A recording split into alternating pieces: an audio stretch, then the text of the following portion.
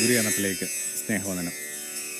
തങ്ങളുടെ ഉള്ളിൽ കുഞ്ഞിനെ കാത്ത് പ്രാർത്ഥനാപൂർവ്വം ഇരിക്കുന്ന നിറവേറുള്ള കുറേ അധികം അമ്മമാർ ഈ ദിവസങ്ങളിൽ കണ്ടുമുട്ടാനുള്ള ഭാഗ്യമുണ്ടായി. ദൂരത്തുനിന്ന് അവരെ നിരീക്ഷിക്കുമ്പോൾ തങ്ങളുടെ പെൺമയുടെ ഘോഷത്തിലാണ് അവരെന്ന് അനുഭവപ്പെടുകയും ചെയ്തു. ജീവന ഇരിപ്പിടമാവുക, ഈറ്റില്ലമാവുക എന്നുള്ളത് ചെറിയ കാര്യമല്ല. വേളാങ്കണ്ണി പള്ളിയുടെ ഒരു വശത്തായിട്ട് ഒരു പേരാല് കണ്ടിട്ടുണ്ട്. നിറയെ തുണിത്തുണ്ടങ്ങളും ചാറ്റുകളോ. തൊട്ടിലെന്ന സങ്കല്പത്തിൽ കുഞ്ഞുങ്ങൾ ലഭിച്ചവരും കുഞ്ഞുങ്ങളില്ലാത്തവരും ഒക്കെ തൂക്കുന്നതാണ്. ഒന്നോർത്താൽ ജീവൻ്റെ ആ തൊട്ടിലിൻ്റെ പേരാണ് അവളുടെ ഗർഭപാത്രം. അമ്മ എന്ന് പറയുന്നൊരു സങ്കല്പം തന്നെ ഇത്രയും ശക്തമായി മാറുന്നത് ആ 9 മാസക്കാലം നമ്മൾ അവളുടെ ഉള്ളിൻ്റെ ഉള്ളിൽ വിശ്രമിച്ചത് കൊണ്ടാണ്. അമ്മ ഉടനീളം ഒരു ഗർഭപാത്രമായിട്ട് തന്നെ നമുക്ക് അനുഭവപ്പെടുന്നത് പോലും 9 മാസക്കാലം കൊണ്ട് നമ്മൾ പുറത്തു വന്നിട്ടില്ല. കൽപ്പറ്റ നാരായണൻ എഴുതിയ തൻ്റെ അമ്മയുടെ മരണത്തിന് എഴുതിയ ഒരു കവിത കണക്കാണ് അമ്മ മരിച്ചെന്നാണ് അമ്മ എന്നെ പ്രസവിച്ചത്. എൻ്റെ അർത്ഥം സ്ത്രീയുടെ ആ ദീർഘമായ ജീവിതത്തെ മുഴുവൻ വിളിക്കാവുന്ന ഒരു വാക്കിൻ്റെ പേരാണ് ഉദരം, ഗർഭപാത്രം. പൊതുവെ നമ്മൾ വിചാരിക്കാറുണ്ട് സ്ത്രീകൾ ഹൃദയം കൊണ്ടും പുരുഷൻ തലകൊണ്ടുമൊക്കെയാണ് ജീവിക്കുന്നത്. പക്ഷെ അമ്മ മാത്രം ജീവിക്കുന്നത് ഏതാണ്ട് ഒരു ഗർഭപാത്രം കണക്കാണ്. അടിമുടി അവൾ അതുതന്നെയാണ്. അതുകൊണ്ട് തന്നെ പുറത്ത് കിടക്കാനുള്ള നമ്മുടെ എല്ലാ ശ്രമങ്ങളെയും അവർ സ്നേഹം കൊണ്ടും കരച്ചിൽ കൊണ്ടും ശകാരം കൊണ്ടും പ്രാർത്ഥനകൾ കൊണ്ടൊക്കെ തടയും. അപ്പോൾ ഉള്ളിൻ്റെ ഉള്ളിൽ നമ്മൾ കൊണ്ടു നടക്കുന്ന ഏറ്റവും ശക്തമായ ഓർമ്മയും അത് തന്നെയാണ്. ജീവിതത്തിലുടനീളം നമ്മൾ കാക്ഷിക്കുന്നത് ആ ഒരു കാലത്തെ. അത്രയും സ്വച്ഛമായൊരു കാലഘട്ടം നമുക്ക് വേറെ ഉണ്ടായിരുന്നില്ല. അമ്മയുടെ ഉദരത്തിലായിരുന്ന കാലം. കാതടിപ്പിക്കുന്ന ശബ്ദങ്ങളില്ല, കണ്ണഞ്ചിപ്പിക്കുന്ന പ്രകാശമില്ല. ആ ഇളഞ്ചൂടുള്ള ആ അമ്നോട്ടിക് ദ്രവത്തിൽ നമ്മൾ ഇങ്ങനെ ജീവൻ്റെ ഒരു പരൽമീന കണക്ക് നീന്തി നടക്കുന്നൊരു കാലം. ആ ഓർമ്മയുമായിട്ട് നമ്മൾ പറന്നു വീഴുന്നത് തന്നെ. നമുക്കറിയാം, നിലവിളിച്ചുകൊണ്ടാണ് കുഞ്ഞുങ്ങളൊക്കെ പിറക്കുന്നത്. ഒരുതരം ഹീറ്റ് ഷോക്ക് എന്നാണ് പറയുന്നത്, താപാഘാതം കൊണ്ടാണ്. നമുക്ക് താങ്ങാൻ പറ്റാത്ത ചൂടിലേക്ക്, നിരാലംബത്വങ്ങളിലേക്ക്, ഒരുപക്ഷെ പ്രതിസന്ധികളിലോട്ടൊക്കെയാണ് നമ്മൾ പറന്നു വീഴുന്നത്. ഇത് നമുക്ക് ഇത്തരം ഒരു സംരക്ഷണം എന്ന് പറയുന്നത് സ്മൃതി മാത്രമാണ്. പിന്നെ ശിഷ്ടകാലമുള്ള നമ്മുടെ മുഴുവൻ അലച്ചുകളും വാസ്തവത്തിൽ ഇതിനെ മനസ്സിൽ കണ്ടുകൊണ്ടാണ്. സമാനമായ എന്തെങ്കിലും അനുഭവങ്ങൾ സാധ്യമാണോ എന്ന് പ്രണയത്തിലും ഭക്തിയിലും ഒക്കെ നമ്മൾ തിരയുന്നത് അമ്മയുടെ ഉദരത്തെ തന്നെ. ഒരു പള്ളിയെക്കുറിച്ചുള്ള നിരീക്ഷണം പോലും ഇതാണ്. എന്താണ് പള്ളി എന്ന് പറയുമ്പോൾ അതിൻ്റെ ഒരു ഡെഫിനിഷൻ എങ്ങനെയാണ്? A cathedral is an extension of your mother's womb. അമ്മയുടെ ഉദരത്തിൻ്റെ വികസിത രൂപമാണ് ഈ കത്തീഡ്രൽ പള്ളി എന്ന് പറയുന്നത്. ശരിയല്ലേ? വല്ലാതെ അലഞ്ഞും വല്ലാതെ പാദമിണ്ട് കീറിയും വല്ലാതെ പൊടിപുരണ്ടുമൊക്കെ നിറയെ ആരവങ്ങളുള്ള ചന്തസ്ഥലങ്ങളുള്ള ഒരു നഗരത്തിൽ ഒരു ചെറിയ ദേവാലയത്തിലേക്ക് നിങ്ങൾ പ്രവേശിക്കുമ്പോൾ അതിനകത്തേക്ക് പേരിടാനാവാത്തൊരു ശാന്തി അവിടെ വെച്ച് നിങ്ങളെ പുണരുമ്പോൾ, നിങ്ങളെ പൊഴിഞ്ഞു നിൽക്കുമ്പോൾ ഒന്ന് കണ്ണുയർത്തി നോക്കുക. നിശ്ചയമായിട്ടും അമ്മയുടെ ഉദരത്തിൻ്റെ വികസിതരൂപം തന്നെയായിട്ട് അനുഭവപ്പെടും. ഏറ്റവും സ്നേഹിക്കുന്ന, ഏറ്റവും ആദരിക്കുന്ന ഒരാളുടെ കരവലയത്തിന് മുമ്പിൽ നിൽക്കുമ്പോൾ നിങ്ങൾ അനുഭവിക്കുന്ന ഇത് തന്നെയാണ്. ഇത് ഗർഭപാത്രത്തിൻ്റെ തന്നെ സ്മൃതിയാണ്. മനുഷ്യൻ കൊണ്ടു നടക്കുന്ന ആ ഏറ്റവും പുണ്യപ്പെട്ട സ്മൃതിയാണ് അമ്മയുടെ ഉദരം എന്ന് പറയുന്നത്. ഇവിടെയൊക്കെ തകർച്ചയോ പരുക്കോ പറ്റുമ്പോൾ നമ്മൾ ആഗ്രഹിക്കുന്നത് പോലും പിന്നെ അമ്മയുടെ ഉദരത്തിലേക്ക് മടങ്ങി. എന്തിനാണ് ഒരു ദുരന്തം വരുമ്പോൾ അമ്മയെ കാണാൻ തോന്നുന്നത്? രഹസ്യമായിട്ടോ പരസ്യമായിട്ടോ നമ്മളിങ്ങനെ അമ്മയുടെ മടിത്തട്ടിലായിരിക്കാനായിട്ട്, അമ്മയുടെ ഉദരത്തോട് ചേർന്ന് നിൽക്കാനായിട്ട്, അമ്മയെ കെട്ടിപ്പിടിച്ചിരിക്കാനൊക്കെ ആഗ്രഹിക്കുന്നത് എന്തുകൊണ്ടായിരിക്കും? ചിലപ്പോൾ പുരുഷന്മാർ നിലയിൽ നമ്മൾ രൂപപ്പെടുത്തിയിരിക്കുന്ന ചില സങ്കല്പങ്ങളിൽ, നമ്മളുടെ ധൈര്യം എന്നൊക്കെ പറയുന്ന ആ പൊങ്ങച്ച പദങ്ങളിൽ നമ്മളതിന് ഒരുപക്ഷെ തയ്യാറാവില്ലെന്ന് വരും. പക്ഷെ ഉള്ളുകൊണ്ട് നമ്മൾ കാക്ഷിക്കുന്നുണ്ട്. നമുക്കറിയാം, നിലത്ത് വീണൊരു കുഞ്ഞ് വളരെ പെട്ടെന്ന് ഓടിപ്പോകുന്ന ഏതെങ്കിലുമൊക്കെ പരിക്കേറ്റ് തീർത്തിട്ട് ഇങ്ങനെ അട്ട ചുള്ളുന്ന കണക്ക അവനിങ്ങനെ കടന്നിട്ടുള്ളത് എവിടെയാണ്? ഇതിനു മുമ്പിൽ അവൻ്റെ അമ്മയുടെ ഉദരത്തിലാണ്. ഇത് കുഞ്ഞുങ്ങളുടെ മാത്രം കാര്യമല്ല, മുതിർന്നവരെ നിങ്ങൾക്ക് നിരീക്ഷിക്കാം. പ്രണയം തകർന്നു തന്നെ നോക്കുക, അല്ലെങ്കിൽ വ്യാപാരം തകർന്നു തന്നെ നോക്കുക. എന്ത് തകർച്ചയാവട്ടെ, ഏത് തകർച്ചയിലൂടെ കടന്നുപോയൊരു മനുഷ്യനും എപ്പോഴെങ്കിലുമൊക്കെ ഒന്ന് തളർന്നുറങ്ങേണ്ടതായിട്ട് വരും. ആൾ ദൂരത്തുനിന്ന് നോക്കിയാൽ നിങ്ങൾക്ക് മനസ്സിലാകും ആൾ ആഗ്രഹിക്കുന്നത്, ആളുടെ ആ കിടപ്പിൻ്റെ ശരീരഭാഷ പോലും ഇങ്ങനെ അമ്മയുടെ ഉദരവുമായിട്ട് ബന്ധപ്പെട്ട. റഹാമ എന്ന് പറയുന്നൊരു വാക്കാണ് ദൈവകാരുണ്യത്തിന് വേണ്ടി ഹീബ്രു ബൈബിൾ ഉപയോഗിക്കുന്നത്. അതിന് മറ്റൊരർത്ഥം അമ്മയുടെ ഉദരം തന്നെ. ദൈവം, യഹോവയുടെ കരുണ മനുഷ്യനെ അമ്മയുടെ പാത്രം കണക്കെ പൊതിഞ്ഞു നിന്നതിൻ്റെയൊക്കെ സങ്കല്പങ്ങൾ ബൈബിളിലുണ്ട്. ക്രിസ്തു ഈ തള്ളക്കോഴിയെക്കുറിച്ച് പറയുന്നതൊക്കെ അത് തന്നെയാണ്. ജെറുസലേം ജെറുസലേം, അമ്മപ്പക്ഷി തൻ്റെ കുഞ്ഞുങ്ങളെ ചിറകെങ്കിൽ ഒതുക്കാൻ കൊതിച്ചത് കണക്ക് നിന്നെ എൻ്റെ ചിറകെങ്കിൽ ഒതുക്കാൻ ഞാൻ ആശിച്ചെന്നൊക്കെ പറയുമ്പോൾ എനിക്ക് തോന്നുന്നു ക്രിസ്തു തന്നെ ഇങ്ങനെ അടിമുടി ഒരു ഗർഭപാത്രമായി മാറിക്കൊണ്ടിരിക്കുക. അതിനകത്ത് നമുക്ക് വല്ലാതെ സുരക്ഷിതം ലഭിക്കുന്നുണ്ടല്ലോ. അല്ലെങ്കിൽ ക്രിസ്തുവിനെ കണക്ക് ഇത്രയും നമുക്ക് സ്നേഹവും സൗഹൃദവും ഊഷ്മളതയൊക്കെ അനുഭവപ്പെടുന്ന വേറൊരു വിചാരമുണ്ടോ? അപ്പോൾ ഉടനീളം മനുഷ്യൻ കൊണ്ടു നടക്കുന്ന ഒരു സ്മൃതിയുടെ വളരെ പുരാതനവും വളരെ നൂതനവുമായ ഒരു സ്മൃതിയുടെ പേരാണ് അമ്മയുടെ ഗർഭപാത്ര ഉദരം. ആ ഒരു കാലഘട്ടത്തിലൂടെ കടന്നു പോകുക എന്ന് പറയുന്നത് ഒരു ചെറിയ അനുഗ്രഹമല്ല. അതുകൊണ്ട് തന്നെ ആ ഒരു പ്രത്യേക കാലഘട്ടത്തിലൂടെ കടന്നു പോകുന്ന എൻ്റെ ചെറുപ്പം അനുജന്മാരെയും പിന്നെ അവർക്ക് അവരുടെ കൂട്ടുകാരെയും ഒക്കെ ഒന്ന് രണ്ട് ചെറിയ കാര്യങ്ങളൊന്ന് ഓർമ്മിപ്പിക്കുന്ന നല്ലതാണെന്ന് എനിക്ക് തോന്നുന്നു. ഒരു 9 മാസക്കാലം, നമ്മളതിനെ 10 മാസം എന്നൊക്കെ പറയുമ്പോൾ ചാന്ദ്രിക മാസം, ഇപ്പോഴും അതിനെക്കുറിച്ച് ധാരണയില്ലാതെ പോകുന്ന ചില ചെറുപ്പക്കാരൊക്കെ ഈ പറയുന്ന കാലത്തിൻ്റെയും ദൈർഘ്യത്തിൻ്റെയൊക്കെ പേരിൽ ചില സംശയങ്ങളും കലഹങ്ങളും പോലും വെച്ച് പുലർത്തുന്നു പറയുമ്പോഴറിയാം നമ്മളെ തന്നെ കാണാതെയും പഠിക്കാതെയും പോകുന്നതിൻ്റെ ആ കുറവ്. ഒരുപക്ഷെ ഇത്രയും ദീർഘമായൊരു കാലഘട്ടം വേറെ അധികം ജീവികൾക്കൊന്നും ഉണ്ടാവില്ല. അതിനൊക്കെ ഇതിനേക്കാൾ കുറച്ചുകൂടി ഒരു കാലഘട്ടമുണ്ട്. ബാക്കിയുള്ളതൊക്കെ ഇങ്ങനെ അൺഫിനിഷ്ഡ് ആയിട്ടൊക്കെയാണ് അമ്മയുടെ ഉദരത്തിലേക്ക് പുറത്തേക്ക് വരിക എന്ന് പറയുന്നത്. ഉദാഹരണത്തിനായിട്ട് കങ്കാരുവിന് വളരെ ചെറിയൊരു ഗർഭകാലമാണല്ലോ. അതുകൊണ്ട് തന്നെ അതിന് പുറത്ത് ഒരു സഞ്ചി ഉണ്ടാക്കി ആ ഗർഭപാത്രത്തിൽ കുഞ്ഞിനെ സൂക്ഷിച്ച കണക്ക് തൻ്റെ ശരീരത്തോട് സൂക്ഷിക്കേണ്ട ബാധ്യത വരുന്നു. മനുഷ്യൻ എന്തൊരു അത്ഭുതമാണ്, എന്തൊരു വിസ്മയമാണ് ഇതിനകത്ത് നടക്കുന്നത്. ഒരു ജീവൻ്റെ കണിക എന്തൊക്കെയായിട്ട് മാറുന്നു. കാഴ്ച, കേൾവി, ശ്രദ്ധ, ധ്യാനം, സ്നേഹമൊക്കെ ആയിട്ട് ഒരു കുഞ്ഞ് രൂപപ്പെടുക എന്ന് പറയുന്നതിനേക്കാൾ വലിയ വിസ്മയമില്ല. അമ്മയുടെ ഉദരം കണക്ക് വിസ്മയമുള്ള ഒരു ഇടം ഭൂമിയിൽ വേറെയില്ല. അപ്പം അതുകൊണ്ട് തന്നെ ആ ഒരു പ്രത്യേക അനുഗ്രഹത്തിലൂടെ കടന്നു പോകുന്ന ആ ചെറിയ ആൺകുട്ടികൾക്കും പെൺകുട്ടികൾക്കും ചെറിയ പുരുഷന്മാർക്കും സ്ത്രീകൾക്കും ഇങ്ങനെയൊക്കെ ഒന്ന് മനസ്സ് വെച്ചാൽ തങ്ങളുടെ ആ ഒരു ഗർഭകാലത്തെ കുറേ കൂടി പവിത്രമാക്കാനായിട്ട് പറ്റും. 9 മാസക്കാലം ഇങ്ങനെ അത് ഒരു മെഡിറ്റേഷൻ്റെ കാലഘട്ടമായിട്ട് വെക്കുക. ഒന്ന് മനസ്സ് വെച്ചാൽ നടക്കുന്ന കാര്യങ്ങളേ ഉള്ളൂ.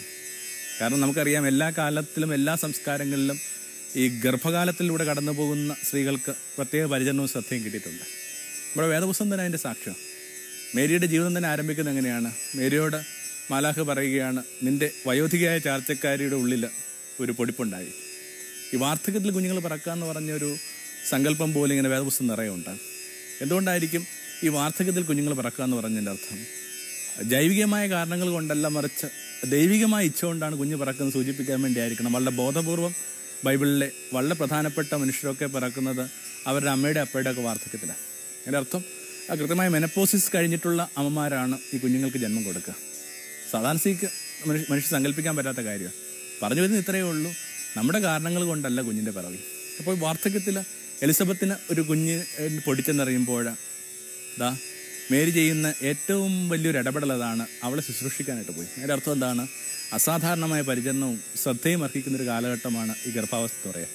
പണ്ട് കൂട്ടുകുടുംബങ്ങളിലൊക്കെ അത്തരമൊരു കാലത്തിനകത്ത് സ്ത്രീക്ക് വിശ്രമത്തിനും വെറുതെ ഇരിക്കാനും പ്രാർത്ഥിക്കാനും ഒക്കെ ഒരു നേരവും ഒരു ഊഴമൊക്കെ കിട്ടിയിരുന്നു. പക്ഷേ നമ്മുടെ കണക്കൊരു വർത്തമാന കാലത്തിൽ 2 പേരും കഠിനാധ്വാനം ചെയ്യുന്ന ഒറ്റമുറി ഫ്ലാറ്റിൽ ജീവിക്കുന്ന 2 പേര് മാത്രമുള്ള ഒരു വീടിനകത്തൊക്കെ നിശ്ചയമായിട്ട് സാധ്യമല്ല. എങ്കിലും അവളുടെ കൂട്ടുകാരൻ എപ്പോഴും ഓർമ്മിക്കണം, ഈ 9 മാസക്കാലം അവൾക്ക് വളരെയേറെ സ്നേഹവും പരിചരണവും ആവശ്യമുള്ള. കാരണം അമ്മയുടെ മനസ്സും കുഞ്ഞിൻ്റെ മനസ്സും ഒന്ന് തന്നെ. അത് വളരെ നന്നായിട്ട് എലിസബത്ത് തൻ്റെ അടുക്കിലേക്ക് വന്ന ആ ചെറിയ പെൺകുട്ടിയോട് പറയുന്നുണ്ട്. ആ ചെറിയ പെൺകുട്ടിയോട് എലിസബത്ത് പറഞ്ഞെന്താണ്? നിൻ്റെ അഭിവാദ്യം കേട്ടപ്പോൾ എൻ്റെ ഉള്ളിലെ കുഞ്ഞ് കുതിച്ചായിരുന്നു പറയുന്നത്. ഇതിൻ്റെ അർത്ഥം അമ്മയുടെ ഹർഷം കുഞ്ഞിൻ്റെ ഹർഷമായിട്ട് മാറുന്നു. അങ്ങനെയെങ്കിൽ അമ്മയുടെ ഡിജക്ഷൻ, അമ്മയുടെ നൈരാശ്യം, അമ്മയുടെ ഫ്രസ്ട്രേഷൻസ് എന്നൊക്കെ പറയുന്നത് എന്തുകൊണ്ട് കുഞ്ഞിൻ്റെ ഫ്രസ്ട്രേഷൻ ആയിക്കൂടെ? ഈ അമ്മയ്ക്കും കുഞ്ഞിനും ഒരേ വൈകാര്യ ലോകമാണ്. പൊക്കൽക്കൊടിയിലൂടെ അമ്മ കൈമാറുന്നത് അമ്മയെ തന്നെയാണ്, അമ്മയുടെ വൈകാരിക പ്രപഞ്ചത്തെയാണ്. സമാനമായ കഥകൾ എല്ലാ പാരമ്പര്യങ്ങളും ഉണ്ട്. നമുക്ക് പരിചയമുള്ള ഭാരതീയ പാരമ്പര്യത്തിലെ ആ അഭിമന്യൻ്റെ കഥ എന്താ? യുദ്ധത്തിൻ്റെ ആ വലിയ ഒരു ചില നിയമങ്ങളും ചട്ടങ്ങളും ഒക്കെ കൃത്യമായിട്ട് അർജുനന് കൃഷ്ണൻ എങ്ങനെയോ ഈ അർജുൻ ഉറങ്ങി.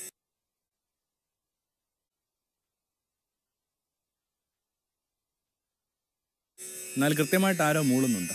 പത്മവ്യൂഹം എന്ന് പറയുന്ന ഒരുപക്ഷെ ലോകത്തെ ഏറ്റവും സങ്കീർണമായ ഒരു യുദ്ധവിന്യാസത്തിൻ്റെ കാര്യമാണ് പറഞ്ഞുകൊണ്ടിരിക്കണം. കൃത്യമായിട്ട് ആരോ ഇരുന്ന് മൂളുന്നുണ്ട്. തെളിവ് കഴിഞ്ഞപ്പോൾ മനസ്സിലായി ഈ മൂളുന്നത് അമൃത്തി ഭഗവാൻ അമ്മയുടെ ഉള്ളിൽ വെച്ച് തന്നെ ഈ പത്മവ്യൂഹത്തിൽ പ്രവേശിക്കാനുള്ള കൃത്യമായ മാർഗം വെളിപ്പെട്ട് കിട്ടി. എന്നാൽ പുറത്ത് കടക്കാനുള്ള ആ ഒരു മാർഗം അതിൻ്റെ രണ്ടാം ഭാഗം കേൾക്കാനുള്ള ഭാഗ്യം ഉണ്ടായുമില്ല. അങ്ങനെയാണല്ലോ അഭിമന്യു പിന്നീട് ഈ പത്മവ്യൂഹത്തിൽപ്പെട്ടതൊക്കെ ആയിട്ട് നമ്മുടെ പുരാണങ്ങൾ പറയുന്നത്. ഒരു ലേണിംഗ് നടക്കുന്നുണ്ട്. അത് കൃത്യമായിട്ട് അമ്മയുടെ ലേണിംഗ് തന്നെയാണ്.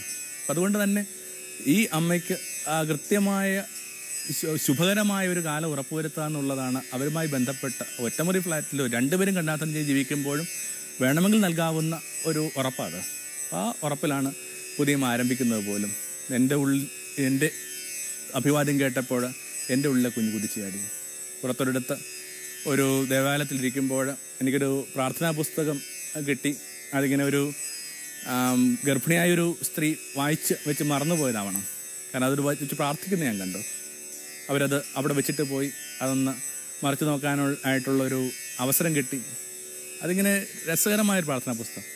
ഞാൻ അതിൻ്റെ മറ്റൊരു കോപ്പി എനിക്ക് വേണ്ടി പിന്നീട് ഒന്ന് ലഭിക്കാനുള്ള ചില വഴികൾ കണ്ടെത്തുകയും ചെയ്തു. ഈ 9 മാസക്കാലം ഒരു പ്രാർത്ഥനയാക്കി മാറ്റാൻ പറ്റുമെന്നുള്ള അന്വേഷണമാണ് ആ പുസ്തകത്തിനകത്ത്. പ്രയർ ഫോർ ദ എക്സ്പെക്ടൻറ്റ് പേരൻസ് എന്ന് പറഞ്ഞ ഒരു ചെറിയ പുസ്തകമാണ്. അവിടെ 9 മാസക്കാലം, ആ 9 മാസക്കാലം വേണം വെച്ചാൽ ഇച്ഛാശക്തി വെച്ചാൽ പിറക്കാൻ പോകുന്ന കുഞ്ഞിന് മാനസികവും ശാരീരികവുമായ മനോഹരമായ പവിത്രമായ ഒരു പരിസരം ഉണ്ടാക്കാനായിട്ടുള്ള സ്ത്രീക്കും പുരുഷനുമുള്ള ക്ഷണമാണ് ആ പുസ്തകത്തിനകത്ത്. 3 ഘട്ടമായിട്ടാണ് തിരിക്കുന്നത്. ഒന്നാമത്തെ ഘട്ടത്തിനകത്ത് അമ്മയോട്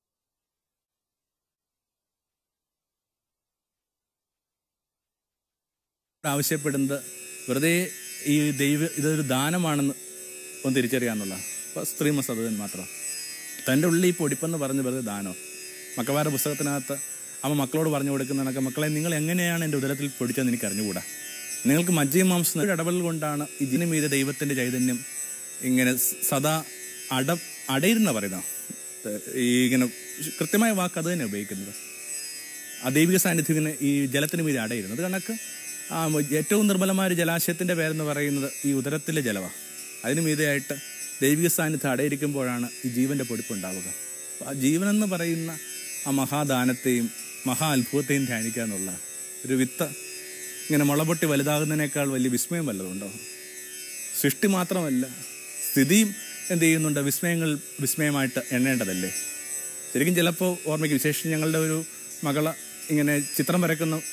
അവള് ചിത്രം വരയ്ക്കുമ്പോഴേക്കും ആ ഒരു വിത്തും ആ ഉള്ളിലെ ഗർഭശിശു തമ്മിലുള്ള ബന്ധം നന്നായിട്ട് വരച്ച കുറേ ചിത്രങ്ങൾ വരച്ച് കണ്ടു. ഒന്നോർത്ത് കഴിഞ്ഞാൽ ഒരു വിത്ത് കൃത്യമായിട്ടൊരു ഗർഭപാത്രത്തിലെ കുഞ്ഞിനെ കണക്കാം. അപ്പോൾ ആ മഹാവിസ്മയത്തെ ഒന്ന് ധ്യാനിക്കുക എന്നുള്ളതാണ്. ചെറിയ കാര്യമല്ല. ഉള്ളിൻ്റെ ഉള്ളിലൊരു പൊടിപ്പുണ്ടാവും. എൻ്റെ അമ്മയുടെ ഉദരത്തോട് ചേർത്ത് എന്നെ തുന്നിച്ചേർത്ത് നീയാണെന്നുള്ള സങ്കീർത്തന വചനങ്ങളൊക്കെ ഉൾപ്പെടെയുള്ള മുഴുവൻ കാര്യങ്ങളും ധ്യാനിക്കാനായിട്ട് ഒരു 3 മാസക്കാലം ഉള്ളിലെ മഹാത്ഭുതത്തെ ധ്യാനിക്കുക. രണ്ടാമത്തെ ഘട്ടത്തിൽ അമ്മയെ തന്നെ കുറെ കൂടി നിർമ്മലയാക്കാനായിട്ടുള്ള ക്ഷണമാണ് ആ പുസ്തകത്തിനകത്ത് നിന്ന് നമുക്ക് വായനക്കാരന് ലഭിക്കുന്നത്. കന്യക ഗർഭം ധരിച്ച് കുഞ്ഞിനെ പ്രസവിക്കുന്നു പറഞ്ഞ സങ്കല്പം. മേരിയുടെ കാര്യത്തിൽ നമുക്കറിയാം, മേരിയുടെ കന്യാത്വം എന്ന് പറയുന്നത് അവളുടെ ഒരു ഫിസിക്കലായ പ്രത്യേകത ഒരു ഭാഗമായിരുന്നു. അതൊരു ദൈവിക ഡോക്മയായിട്ടൊക്കെ നമ്മൾ അംഗീകരിക്കുകയും പഠിപ്പിക്കുകയൊക്കെ ചെയ്യുന്നതാണ്. അകത്തും പുറത്തുമൊക്കെ അവൾ എന്ത് ചെയ്യുന്നുണ്ട്? നിർമ്മലയായിട്ട് കന്യകയായിട്ട് അവൾ അവസാനം വരെ നിലനിന്നുള്ള ഒരു ദൈവികമായ ഒരു ഡോക്മയായിട്ട് നമ്മൾ എടുക്കുന്നത്. പക്ഷേ അതിനകത്ത് വേറെയും ചില സൂചനകളുണ്ട്. കന്യക ഗർഭം ധരിക്കാന്ന് അർത്ഥം എന്താണ്? ഈ ഉള്ളിൻ്റെ ഉള്ളിൽ നൈർമല്യമാണ് ഈ കന്യാത്തം കൊണ്ടൊക്കെ നമ്മൾ വലുപ്പം അർത്ഥമാക്കുക. ഒന്ന് സൈക്കിൾ ചവിട്ടിയാൽ അല്ലെങ്കിൽ ഒന്ന് നീന്തിയാൽ തീരാവുന്ന ഒരു കാര്യത്തെയാണ് കന്യാത്വമൊക്കെ ആയിട്ട് ഇപ്പോഴും നമ്മുടെ പരിഷ്കൃത ലോകം കരുതിക്കൊണ്ടിരിക്കുന്നത്. ഒരു ഗ്യാങ് റേപ്പിൽപ്പെട്ട ഒരു പെൺകുട്ടി അതിനുശേഷവും കന്യകയല്ല നിങ്ങൾ ആരെങ്കിലും ധരിക്കുന്നുണ്ടോ? അപ്പോൾ കന്യാത്വം എന്ന് പറയുന്ന ഈ ഉള്ളിൻ്റെ ഉള്ളിലാണ്. അപ്പോൾ അമ്മ നിർമ്മലയായിരിക്കുക എന്നുള്ള പ്രധാനം. ഈ കന്യകമാരിൽ നിന്നാണ് കുഞ്ഞുങ്ങൾക്ക് പറവ് ലഭിക്കേണ്ടത്. അതിൻ്റെ അർത്ഥം ഇങ്ങനെ വളരെ പ്യുവറായിട്ട് അമ്മ തന്നെ സൂക്ഷിക്കേണ്ട ഒരു കാലഘട്ടമാണ്. നേരത്തെ സൂചിപ്പിച്ച കണക്ക് പൊക്കിൽക്കൊടിയിലൂടെ അമ്മയുടെ ഭീതി കൈമാറുന്നുണ്ട്, ആകുലതകൾ കൈമാറുന്നുണ്ട്, കുറ്റബോധം കൈമാറുന്നുണ്ട്, ലജ്ജ കൈമാറുന്നുണ്ട്, നിസ്സംഗത കൈമാറുന്നുണ്ട്. എന്തും കൈമാറാം. ഈ പൊക്കിൽക്കൊടിയിലൂടെ കൈമാറാത്ത എന്തുകൊണ്ടാണ്? എന്താണ്? അപ്പം അതുകൊണ്ട് ഈ നൈർമല്യത്തിൻ്റെ ഒരു കാലഘട്ടത്തിലായിരിക്കുക എന്നുള്ളതാണ് അതിൻ്റെ ഒരു സെക്കൻഡ് ഒരു ഘട്ടത്തിൽ. പിന്നത്തെ 2-3 മാസങ്ങളിൽ പ്രധാനപ്പെട്ട ഒരു വിചാരം. ഒന്നാമത്തെ ഒരു ഘട്ടത്തിൽ ഈ കുഞ്ഞിനെ ഇങ്ങനെ ഓർത്ത് ആ ദൈവത്തെ ഇങ്ങനെ മഹത്വപ്പെടുത്തിക്കൊണ്ടിരിക്കുക എന്നുള്ള. കാരണം വളരെ കൃത്യമായിട്ട് ക്രിസ്തു പറയുന്നുണ്ട്, ഒരു കുഞ്ഞിനെ സ്വീകരിക്കുന്നവർ എന്നെയാണ് സ്വീകരിക്കുന്നത്. അതിൻ്റെ അർത്ഥം ഇപ്പം നിൻ്റെ ഉദരത്തിൽ വലുതായിക്കൊണ്ടിരിക്കുന്നത് നിൻ്റെ കുഞ്ഞല്ല, മറിച്ച് ഈശ്വരാംശമുള്ള ക്രിസ്താംശമുള്ള കുഞ്ഞാണ്. അങ്ങനെയെങ്കിൽ ആ ഒരു 9 മാസക്കാലത്തിൽ പ്രാർത്ഥന അവസാനിക്കുന്നത് ഇങ്ങനെയാണ്: മറാനാത്ത, കർത്താവായ യേശുവേ വേഗം വരണമേ. ഉള്ളിൻ്റെ ഉള്ളിൽ നിന്ന് രൂപപ്പെടുന്നത് വെറുതെ ഇങ്ങനെ മനുഷ്യർക്കുണ്ടായ കുഞ്ഞ് മാത്രമല്ല, മറിച്ച് ദൈവാംശമുള്ളൊരു കുഞ്ഞാണ്. ഞാൻ ചെറുപ്പത്തിൽ വായിച്ചു കേട്ടുള്ള ആ ഒരു കഥ കണക്ക് ദശാവതാര കഥകളൊക്കെ വായിച്ചു കേട്ടുകൊണ്ടിരുന്നൊരു പെൺകുട്ടി. അവൾ തീരെ കുഞ്ഞാ. അവൾ അച്ഛനോട് ചോദിക്കുകയാണ്, അച്ഛാ എൻ്റെ ഉള്ളിലും ഉണ്ടാവും ഒരു അവതാരം. അച്ഛൻ പറഞ്ഞു, മോനെ നീ പ്രാർത്ഥിക്കുക, നിൻ്റെ ഉള്ളിലുണ്ടാവും അവതാരം. ആദ്യമൊക്കെ കുട്ടി ഈ കഥ അറിയാതെ പ്രാർത്ഥിച്ചു, പിന്നീട് ഈ പെൺകുട്ടി കഥ അറിഞ്ഞ് പ്രാർത്ഥിച്ചു. അവരുടെ ഉള്ളിൽ നിന്ന് ഒരു കുഞ്ഞ് പൊടിച്ചു. ആ കുഞ്ഞിൻ്റെ പേരാണ് വിവേകാനന്ദ. എങ്ങനെ കുഞ്ഞ് പറക്കേണ്ടത് വാസ്തവത്തിൽ ഉദരത്തിലല്ല, അതിനെ എത്രയോ സംവത്സരങ്ങൾക്ക് മുമ്പ് മനസ്സിലാണ് കുഞ്ഞ് പറക്കേണ്ടത്. വളരെ വ്യക്തമായിട്ട് ബൈബിൾ പറയുന്ന കണക്കിന് ആത്മാവിൽ നിന്ന് പിറക്കുന്നവർക്ക് ആത്മാവിൻ്റെതായിട്ട് മാറുന്നു, ശരീരത്തിൻ്റെതായിട്ട് തന്നെ നിലനിൽക്കുകയും ചെയ്യുന്നു. ഇങ്ങനെ വളരെ പ്യുവറായിട്ടൊരു കുഞ്ഞിന് വേണ്ടി പ്രാർത്ഥിക്കുന്നത്, കുഞ്ഞിൻ്റെ വിശുദ്ധീകരണം എന്ന് പറയുന്നൊരു ഘട്ടമൊക്കെയാണ് ആ പുസ്തകം പരാമർശിക്കുന്ന ഒരു 3-ാമത്തെ ഘട്ടം. അന്ന് വളരെ ദൈവാംശമുള്ളൊരു കുഞ്ഞിന് വേണ്ടി പ്രാർത്ഥിക്കുക. ഈ കുഞ്ഞിന് വേണ്ടി കാത്തിരിക്കുമ്പോൾ പൗലോസ് അപ്പോസ്തലൻ്റെ വചനം കൂടി അതിനകത്ത് ശ്രദ്ധിക്കണമെന്ന് പറയുന്നുണ്ട്. Creation is groaning for salvation. ഇങ്ങനെ സകല സൃഷ്ടികളും ഇങ്ങനെ രക്ഷയ്ക്ക് വേണ്ടി നിലവിളിക്കാന്നാണ് പറയുക. ഉള്ളിൽ കുഞ്ഞിൻ്റെ ചലനങ്ങളൊക്കെ അമ്മ മനസ്സിലാക്കുന്ന ഒരു ഘട്ടം കൂടിയായിരുന്നു. ക്വിക്കണിംഗ് എന്ന് പറഞ്ഞൊരു ഘട്ടമായത്. ആ അമ്നോട്ടിക് ദ്രവം ചുരുങ്ങുകയും കുഞ്ഞിൻ്റെ ചലനങ്ങൾ അമ്മയ്ക്ക് വ്യക്തമാകുകയും ചെയ്യുമ്പോൾ പൊതുവെ ആ കാലഘട്ടത്തിലൂടെ കടന്നു പോകുന്ന സ്ത്രീകൾ പറയുന്നത് വളരെ കഷ്ടം തരുന്നൊരു അനുഭവം. ഈ അകത്തുനിന്ന് കുഞ്ഞ് ചലിക്കുന്നത്, കുഞ്ഞിൻ്റെ ചലനമൊക്കെ ഒരിത്തിരി നേരം ഇല്ലാതാകുമ്പോൾ അമ്മയ്ക്ക് ഭയാശങ്കയാണ്.